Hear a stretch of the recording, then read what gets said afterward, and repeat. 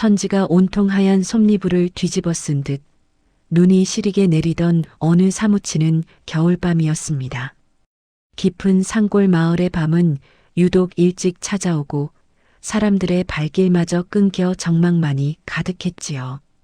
집마다 굴뚝에서는 매캐한 나무 타는 연기가 피어오르다 찬 공기에 인해 흩어지던 그 깊은 밤, 마을 끝자락 외딴 곳에 홀로 자리한 초가집 하나가 유독 눈에 들어옵니다.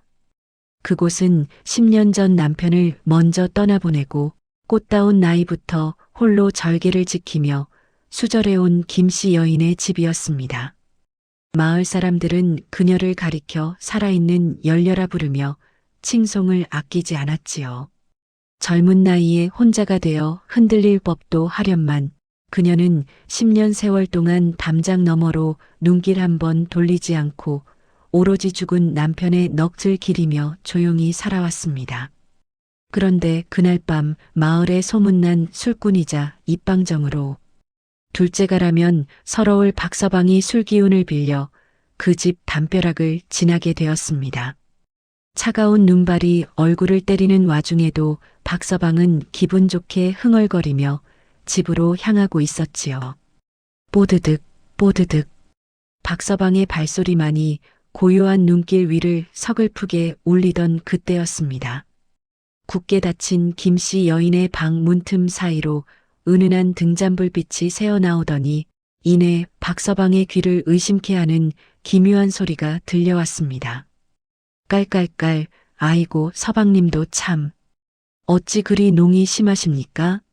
제 얼굴이 다 화끈거립니다. 분명 정숙하기로 소문난 김씨의 목소리였습니다. 박서방은 제 귀를 의심하며 멈춰섰습니다. 내가 술이 과했나? 과부집에 웬 서방님이란 말인가? 고개를 세차게 가로저으며 다시 귀를 재촉하려는데 이번에는 낮고 굵직한 사내의 웃음소리가 담장을 넘어 박서방의 가슴 바닥을 툭 하고 쳤습니다. 허허, 부인도 참. 내 마음이 딱 부인의 마음과 같소? 자, 이리 가까이 와서 한 잔 더 드시구려. 박서방의 눈이 휘둥그레졌습니다. 그것은 분명 낯선 사내의 목소리였습니다. 한밤중 홀로 사는 과부의 방에서 사내와 술잔을 기울이며 정담을 나누는 소리라니요. 박서방은 숨을 죽이고 담벽에 몸을 바짝 붙였습니다. 차가운 눈발이 목덜미를 타고 흘러내려 몸이 떨려왔지만 이미 그의 머릿속은 열려 김씨의 기막힌 부정이라는 충격적인 사실로 가득 찼습니다. 방 안에서는 여전히 여인의 간드러진 웃음과 사내의 호탕한 대화가 끊이지 않았습니다. 박서방은 생각했습니다. 이 요망한 년, 온 마을 사람들을 속이고 밤마다 이런 짓을 벌였다니. 내 오늘 이 추잡한 현장을 만천하에 알리고야 말겠다. 그는 당장이라도 방문을 박차고 들어가고 싶었으나 사내의 목소리가 워낙 당당하고 기세가 좋아 혼자서는 역부족이라 판단했습니다. 박서방은 이 기막힌 현장을 마을 사람들에게 알리기 위해 쌓인 눈길을 가르며 미친 듯이 마을 아래 주막으로 뛰기 시작했습니다. 과연 그 방 안에는 누가 있었던 것일까요? 10년 세월을 지켜온 김씨 여인의 절개는 한낱 물거품이었을까요?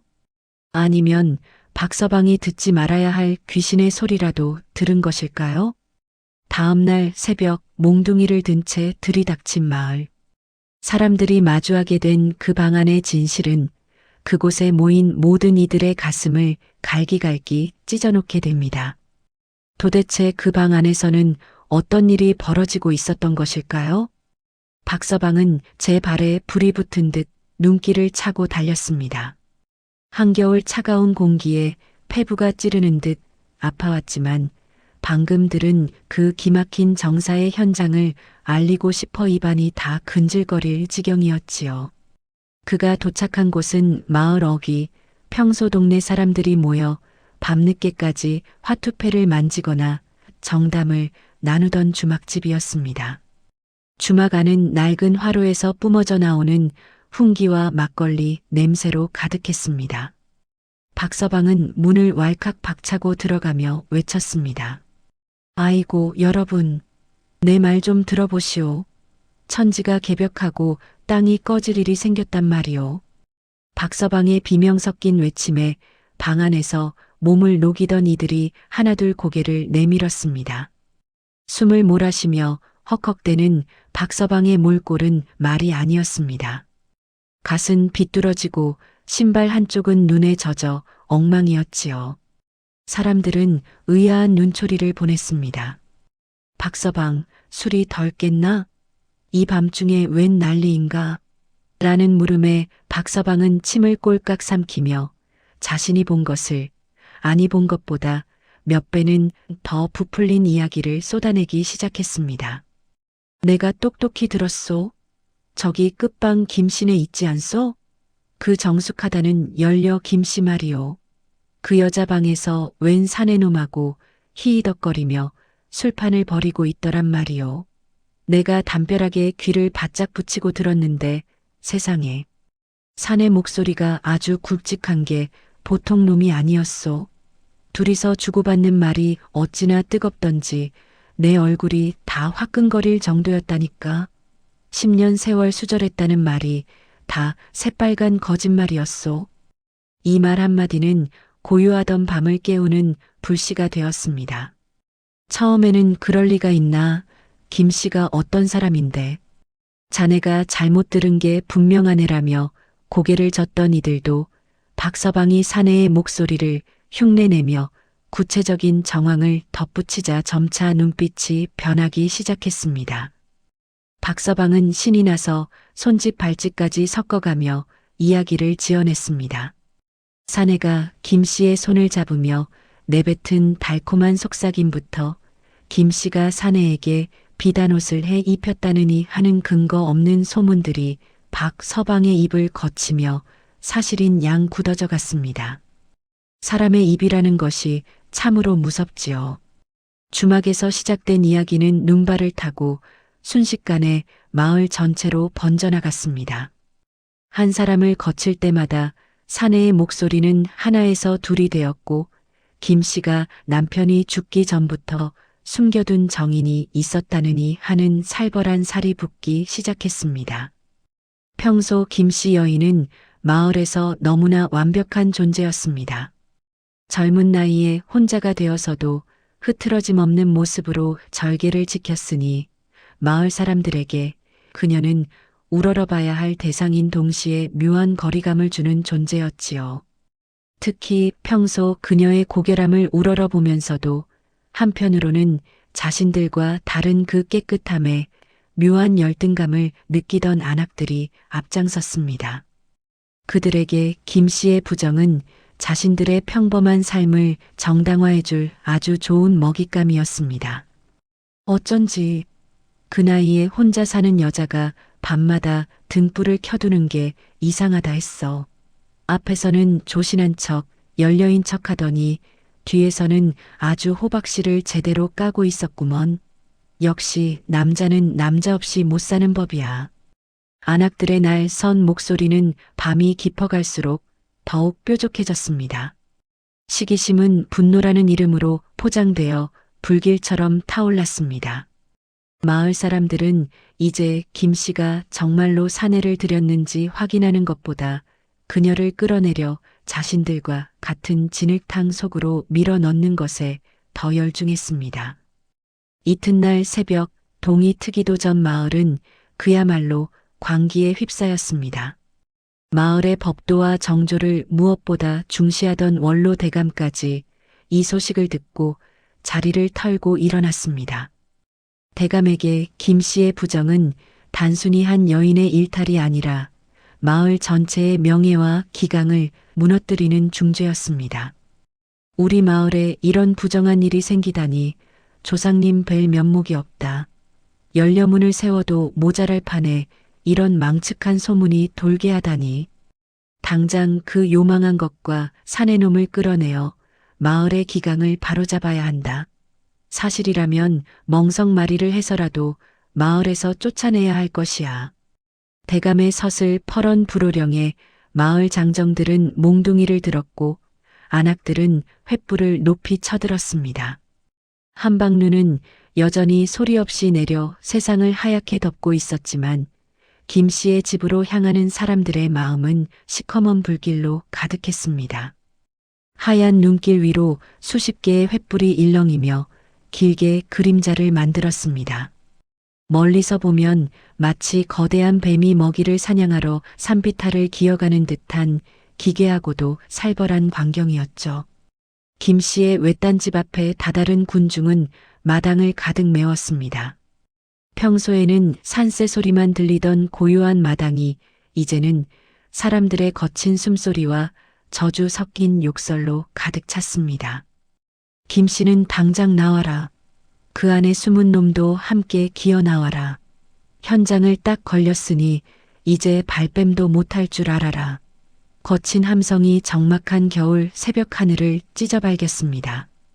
횃불의 붉은 빛이 눈 덮인 초가집 지붕을 붉게 물들였습니다. 하지만 방 안에서는 아무런 대답이 없었습니다. 오직 어젯밤과 다름없는 은은한 등잔불빛만이 문창지에 서려 있을 뿐이었지요. 그 정적이 사람들을 더 자극했습니다. 자신들의 분노를 무시하는 듯한 그 침묵에 사람들은 더욱 악에 바쳤습니다. 대답이 없으면 문을 부수고 들어갈 것이다. 어서 문을 열지 못할까? 박서방이 앞장섰습니다. 그는 어젯밤 자신이 세운 공을 증명이라도 하듯 기세등등하게 툇마루로 뛰어올랐습니다. 마을 사람들은 침을 삼키며 그 뒤를 지켜보았습니다. 누군가는 분노로 씩씩거렸고 누군가는 호기심 어린 눈으로 방 안에서 튀어나올 사내의 얼굴을 상상했습니다. 또 누군가는 아주 잠깐 일말의 가책을 느끼기도 했지만 이미 횃불은 높이 들렸고 몽둥이는 치켜 세워진 뒤였습니다. 그들은 모두가 한마음으로 그 견고한 정절의 문이 부서지기만을 기다렸습니다. 이 요망한 년, 온 동네 사람들을 속이고 밤마다 간통을 저지른 죄, 오늘 똑똑히 치르게 해주마. 박서방의 거친 발길질에 가녀린 문고리가 맥없이 떨어져 나갔습니다. 화당탕 소리와 함께 문이 활짝 열렸고 횃불의 붉은 빛이 어두운 방 안으로 쏟아져 들어갔습니다. 사람들은 몽둥이를 치켜들고 방 안의 사내를 덮칠 준비를 마쳤습니다. 당장이라도 사내의 멱살을 잡아채고 김씨 여인의 머리채를 휘어잡을 기세였지요. 그런데 그 순간 방 안의 광경을 목격한 박서방의 입이 딱 벌어졌습니다. 뒤따라온 사람들도 마찬가지였습니다. 고함을 지르려던 입들은 약속이라도 한 듯 굳어버렸고 치켜들었던 몽둥이들은 힘없이 바닥으로 내려앉았습니다. 그곳에는 그들이 상상했던 건장한 사내도 추잡한 정사의 흔적도 없었습니다. 대신 방 한가운데에는 10년 전 죽은 남편의 낡은 도포를 두르고 남편이 쓰던 갓을 빗불게 쓴 채 상석에 덩그러니 앉아있는 집단 무더기가 있었습니다. 그리고 그 허수아비의 손을 꼭 쥔 채 공포와 슬픔에 젖은 눈으로 군중을 바라보는 김씨 여인만이 있을 뿐이었습니다. 그녀의 앞에는 술잔 2개가 놓인 소박한 술상이 차려져 있었습니다. 하나는 그녀의 앞에, 또 하나는 허수아비의 앞에 놓여 있었지요. 김씨 여인은 문이 부서지는 소동에도 아랑곳하지 않고 오직 그 허수아비의 집 더미 손을 소중하게 어루만지며 떨리는 목소리로 말했습니다.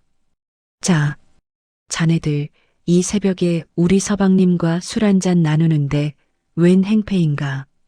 우리 서방님이 오랜만에 기분이 좋으셔서 목소리가 좀 크셨던 모양인데 무례가 너무 과하지 않은가? 김씨의 갈라진 목소리가 적막한 방 안을 울렸습니다. 그녀의 눈동자는 맑다 못해 투명했지만 그 안에는 10년 세월을 홀로 견딘 이의 지독한 외로움이 서려 있었습니다. 허수아비의 빈소매를 자기 손인 양 꼭 쥐고 있는 김씨의 모습은 부정한 여인이 아니라 미쳐버린 고독에 잠긴 가련한 영혼의 모습이었습니다. 사람들은 아무 말도 하지 못한 채 그저 흔들리는 등불 아래 김씨 여인의 가냘픈 그림자를 바라볼 뿐이었습니다. 분노로 타오르던 횃불이 무색하게 방 안에는 오직 지독하게 시린 슬픔만이 흐르고 있었습니다. 정적이 방 안을 무겁게 짓눌렀습니다.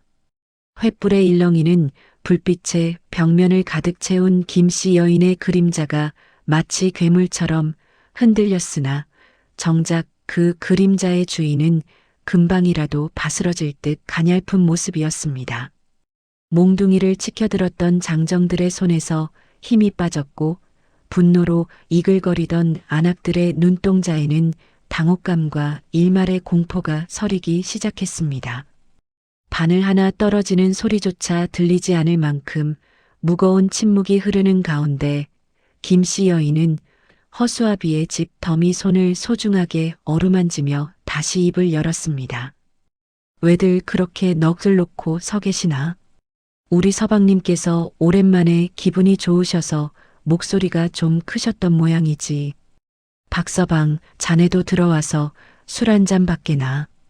우리 서방님이 자네를 아주 반가워하시네. 평소에도 자네가 주막에서 떠드는 소리가 여기까지 들린다며 한 번쯤 같이 잔을 기울이고 싶다 하셨거든. 그녀의 목소리는 너무나 담담해서 오히려 더 소름 끼치게 다가왔습니다. 그것은 미친 사람의 횡설수설이 아니라 10년이라는 긴 세월 동안 혼자만의 세상 속에 갇혀버린 사람만이 낼 수 있는 지독하게 평온하고도 서글픈 목소리였기 때문입니다. 박서방은 들고 있던 몽둥이를 힘없이 바닥에 떨어뜨렸습니다. 어젯밤 자신이 들었던 그 굵직한 사내의 목소리가 사실은 남편을 그리워하다 못해 스스로 사내의 목소리까지 내며 북 치고 장구 치던 이 가련한 여인의 원맨수였다는 사실을 깨닫는 순간 그의 가슴 속엔 차가운 얼음물이 쏟아지는 듯한 수치심이 휘몰아쳤습니다. 김씨 여인은 사람들의 시선에는 아랑곳하지 않고 식어버린 국그릇을 허수아비의 입가에 가져다 대며 조용히 속삭였습니다. 서방님, 날이 많이 춥지요? 눈이 이렇게나 많이 오니 오늘은 어디 가지 마시고 제 곁에 꼭 붙어 계셔요. 당신 없는 10년 세월이 어찌나 춥고 시리던지 나는 이 방 구석구석이 얼음 동굴인 줄 알았습니다. 벽을 보고 말을 걸어도 대답 한마디 없는 그 지옥 같은 정막 속에서 내가 미치지 않고 버틸 수 있었던 건 오직 당신을 닮은 이 지피기 덕분이었습니다. 내가 산의 목소리를 내면 당신이 대답하는 것 같고 내가 웃으면 당신이 웃어주는 것 같아 나는 한 번도 외롭지 않았습니다. 아니, 외롭지 않으려 발버둥을 쳤던 것이지요. 여인은 허수아비의 어깨에 고개를 기대었습니다.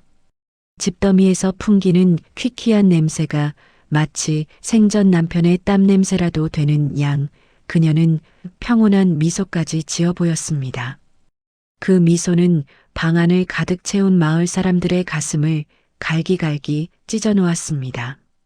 사람들은 김 씨를 열렬하는 이름의 감옥에 가둬놓고 그녀가 얼마나 지독한 외로움과 싸우고 있는지 단 한 번도 들여다보지 않았던 것입니다. 그녀가 절개를 지키는 동안 마을은 열려가난 동네라며 명예를 얻었지만 그 명예의 대가는 한 여인의 영혼이 문드러지는 것이었습니다. 마을 원로 대감은 들고 있던 지팡이를 바닥에 짚으며 깊은 한숨을 내쉬었습니다. 호령하던 기계는 온데간데없고 노인의 얼굴에는 깊은 자책감이 서렸습니다. 우리가 무슨 짓을 한 것인가. 열려문 하나 세우겠다고 산 사람의 목을 조르고 있었구나.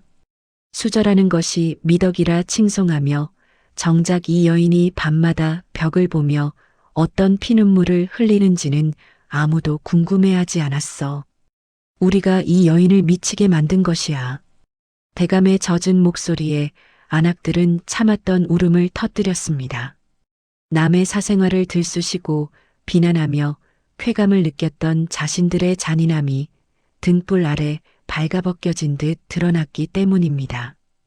횃불을 들고 기세등등하게 들이닥쳤던 군중은 이제 죄인처럼 고개를 숙였습니다. 김씨 여인은 이제 눈물을 흘리지 않았습니다. 이미 10년 동안 평생 흘릴 눈물을 다 쏟아낸 것인지 아니면 정말로 옆에 남편이 있다고 믿고 있는 것인지 알 수 없었으나 그녀의 눈동자는 맑다 못해 투명하기까지 했습니다. 그녀는 방 한구석에 놓인 낡은 가락신 하나를 집어들었습니다. 그것은 남편이 살아생전 신던 신발이었습니다. 이 신발 주인이 문 밖을 나선 게 엊그제 같은데 벌써 눈이 10번이나 쌓였구려. 사람들이 저를 보고 열려라고 할 때마다 저는 속으로 비웃었습니다. 나는 그저 혼자 있는 게 무서워 남편의 그림자라도 붙잡고 있었을 뿐인데 세상은 저를 칭송하며 더 깊은 고독 속으로 밀어넣더군요. 박서방, 어젯밤 내가 크게 웃은 게 그리도 이상했는가? 이 사람이 나에게 고생 많았다고 조금만 더 견디면 우리 다시 만날 것이라고 위로해 주는데 내가 어찌 웃지 않을 수 있겠나? 자네들도 그리 무서운 눈으로 보지 말게나. 나는 이제야 비로소 살 것 같으니. 여인의 말 한마디 한마디가 횃불보다 뜨겁게 사람들의 가슴을 찢었습니다. 박서방은 무릎을 꿇고 바닥에 머리를 박았습니다. 부인, 죽을 죄를 지었습니다. 이놈의 주둥이가 화근이었습니다. 부인의 그 깊은 속도 모르고 제가 천하의 몹쓸 짓을 했습니다. 박서방의 오열이 방안을 채우자 뒤에 서 있던 장정들도 하나둘 몽둥이를 내던지고 고개를 숙였습니다. 횃불은 서서히 사그라지고 있었습니다. 새벽녘의 푸르스름한 기운이 눈 덮인 마당을 비추기 시작할 무렵 마을 사람들은 썰물처럼 조용히 집을 빠져나왔습니다. 하지만 들어갈 때와는 사뭇 다른 모습이었습니다. 누구도 먼저 입을 열지 않았고 누구도 김씨 여인의 이름을 함부로 입에 올리지 않았습니다. 그들은 김씨의 집을 떠나며 자신들의 마음속에 있던 오만과 편견이라는 무거운 짐을 그곳에 내려놓고 온 듯 보였습니다. 그날 이후 마을에는 보이지 않는 변화가 찾아왔습니다. 가장 먼저 변한 것은 박서방이었습니다. 그는 더 이상 주막에 앉아 남의 집 안방 사정을 안주 삼아 떠들지 않았습니다. 대신 그는 매일 아침동이 트기도 전에 산에 올라 질 좋은 땔감을 한 짐 가득 해왔습니다. 그리고는 아무도 보는 이 없을 때 김씨 여인의 집 뒷마당에 소리 없이 장작을 쌓아두고 내려오곤 했습니다. 안악들도 장터에서 사온 따뜻한 시루떡이나 갓 지은 나물 반찬을 사발에 담아 그녀의 집 담장 너머로 슬쩍 밀어 넣었습니다. 마을 사람들은 이제 그녀를 열렬하는 무거운 이름으로 추대하지도 그렇다고 미친 과부라며 손가락질하지도 않았습니다. 그저 지독한 그리움이라는 병을 앓고 있는 가련한 이웃으로 대하기 시작했습니다. 사람들의 시선이 따뜻해지자 김씨 여인의 닫혔던 문도 조금씩 열리기 시작했습니다. 그녀는 여전히 방 안에 허수아비를 두고 살았지만 더 이상 어둠 속에서 홀로 울지 않았습니다. 가끔은 마당에 나와 눈을 치우기도 하고 이웃들에게 작게나마 미소를 지어 보이기도 했습니다. 세월은 무심하게 흘러 또다시 10년이 지났습니다. 어느 눈 내리는 밤 김씨 여인은 마침내 남편의 도포를 입은 허수아비의 품에 안겨 조용히 숨을 거두었습니다. 그녀의 얼굴에는 평생을 괴롭혔던 고독의 그림자도 그리움의 고통도 보이지 않았습니다. 오직 오랫동안 기다려온 정인을 마침내 만난 듯 아이처럼 맑고 평온한 미소만이 입가에 머물러 있었습니다. 사람들은 그녀를 남편의 묘소 바로 곁에 묻어주었습니다. 인생다방을 찾아주신 시청자 여러분, 오늘 이야기는 여기서 끝이 납니다. 우리는 타인의 삶을 얼마나 쉽게 판단하며 살아왔나요? 겉으로 보이는 정숙함이나 완벽함 뒤에 얼마나 지독한 외로움이 숨어 있는지 우리는 결코 다 알 수 없습니다. 누군가에게는 미친 짓처럼 보이는 행동이 누군가에게는 숨을 쉬게 하는 유일한 동아줄일 수도 있다는 것을 오늘 김씨 여인의 이야기를 통해 느껴보셨으면 합니다. 인생이라는 긴 여정에서 우리를 가장 아프게 하는 것은 가난도 질병도 아닌 곁에 아무도 없다는 고독일지도 모릅니다. 오늘 밤 여러분의 곁을 지켜주는 소중한 사람들에게 따뜻한 말 한마디 건네보시는 건 어떨까요? 고맙다, 사랑한다는 그 짧은 인사가 누군가에게는 평생을 버티게 할 허수아비보다 더 큰 힘이 될 것입니다. 인생다방은 여러분의 평안한 밤을 기원합니다. 시청해주셔서 감사합니다.